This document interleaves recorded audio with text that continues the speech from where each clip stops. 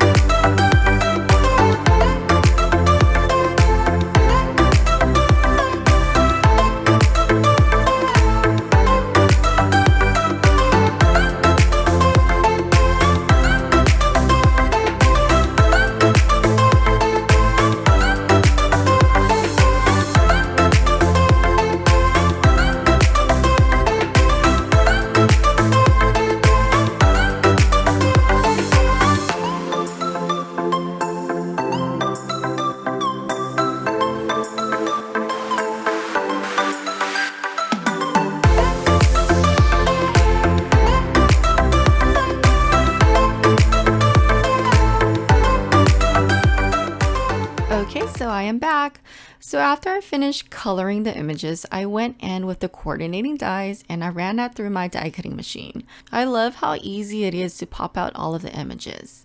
And now going in with a white gel pen, I am adding little highlights and details throughout the images. And this is just a fun way to give it a little bit of interest.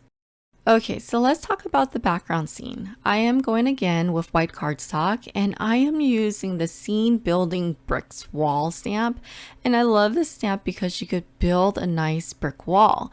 But for this card, I'm actually using it as ice blocks. So I went ahead and used the same ink that I used earlier and I stamped that down onto the white cardstock. I did have to stamp it down twice just to make sure I got a good impression. So after I inked it on one side of the cardstock, I went ahead and removed the stamp and inked it on the other side of the cardstock. The nice thing about this stamp is that it creates such a seamless impression. And again, I went ahead and stamped it down twice. Okay, so to add on to the scene building, I love the stamp set here. This one is called Window Seat to the World, and it has all these little bits and pieces for a household decor.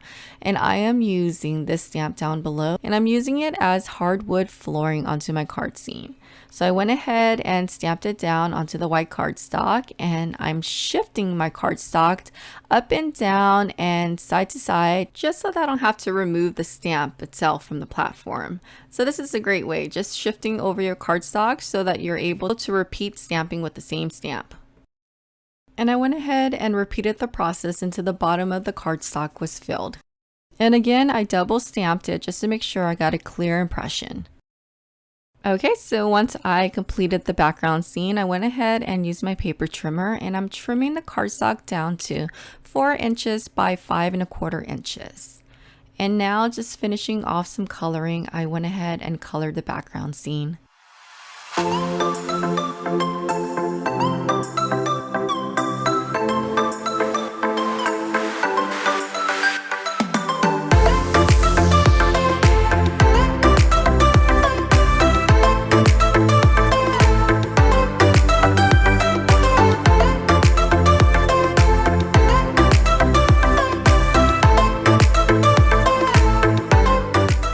Okay, so now it's time to assemble the card.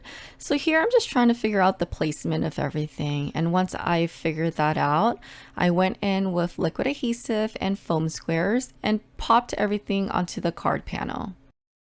I really love the look of these polar bears. They're so cute, and it's like the perfect size for a card panel. And this scene here is just so adorable.